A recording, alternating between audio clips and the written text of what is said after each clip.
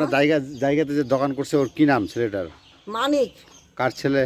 সলফত বাদিয়ার। আচ্ছা আচ্ছা। ওর বাপের নাম ডাব। হুম। ডাক নাম ডাব। সলফত বাদিয়া। আর এই যে দখল করে দিছে, আমি ওই সাদ্দাম দিনে রাত কাজ করে দিচ্ছে, ওখানে আছে। দর্শক, রানীশঙ্গেল উপজেলার নেকমরদ নয়া মার্কেট ব্রিজ সংলগ্ন ক্যাবলাকৃত জমির মালিক মোবারক আলী ও তার স্ত্রী মমতাজ বেগম ওরফে জ্যোৎস্না শর্ত দখলীয় জমির মালিকপক্ষ বাধা দিতে গেলে তাদের মারপিট ও জখম করে প্রাণে মেরে ফেলার হুমকি দিয়েছে ওই এলাকার সলফত বাদিয়ার ছেলে মানিক। সে আদালত ও দলিলের কোনো তোয়াক্কাই করছে না। সবার প্রথমে আমার গেটে সরে মাংস দিল। আচ্ছা। তারপর ওই ট্যাঙ্কিটা ভাঙলো, ওই ট্যাঙ্কিটা ভাঙে আমি তো বুঝতে পারছি না। তারপর একদিন আমার গেটে হাগে দিল, গেটে। আমি বলি 2002 সালে আমার দলিলটা, সামনটা সম্পূর্ণ আমার এটা।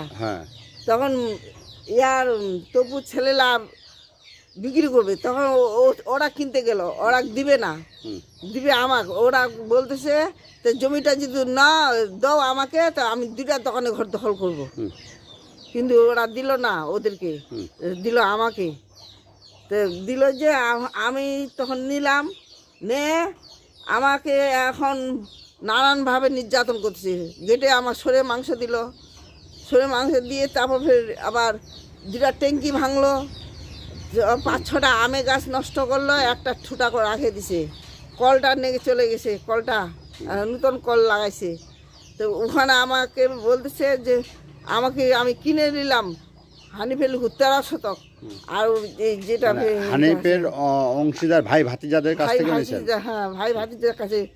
এবং বাপের নামটা কি গে, তফাজ্জল। হ্যাঁ, তফাজ্জলের ছেলেদের কাছে কিনে নিলাম জমিটা। কিনে নিয়ে ওরা কিনে নিলাম কেন, তার জন্য আমারটাও দখল করছে, ওদেরটাও দখল করলো। এখন রাতে রাত ঘর উঠালো, কাঁচায় ঘর উঠা দিল।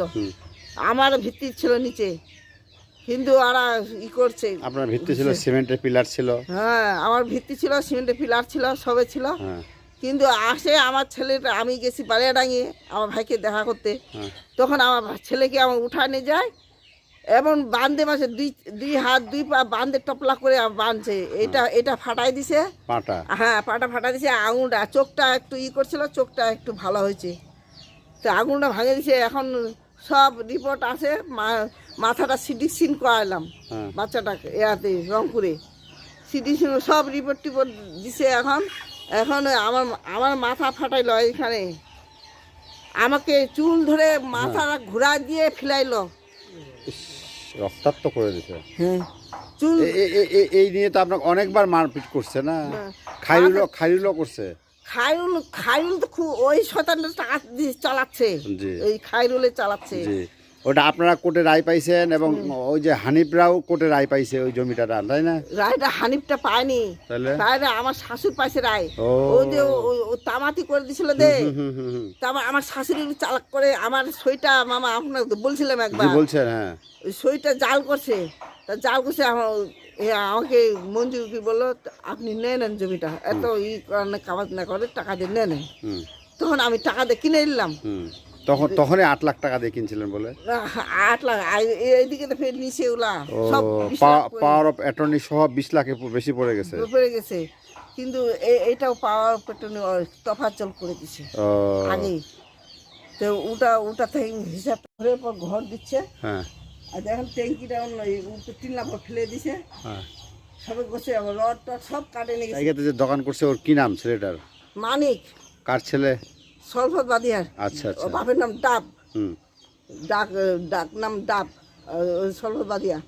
আর এই যে দখল করে দিছে, আমি ওই সাদ্দাম দিনে রাত কাজ করে দিচ্ছে, ওখানে আছে। কিন্তু ওর নামে আমি কেস দিব এখন।